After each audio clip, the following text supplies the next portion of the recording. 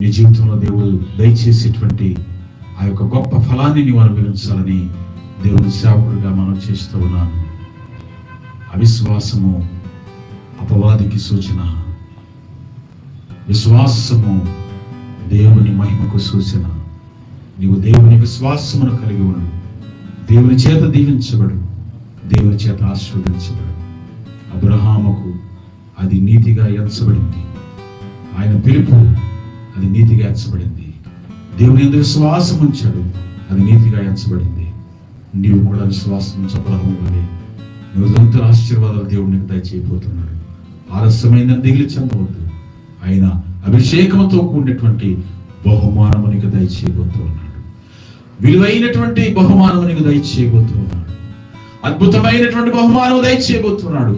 Already నీ జీవితంలో ఆయన చేస్తూ ఉన్నాడు. ప్రియమైన సహోదరి సహోదరుడు, నీవెవరైనా ఆయన చేస్తూ ఉన్నాడు నీ జీవితంలో ఒక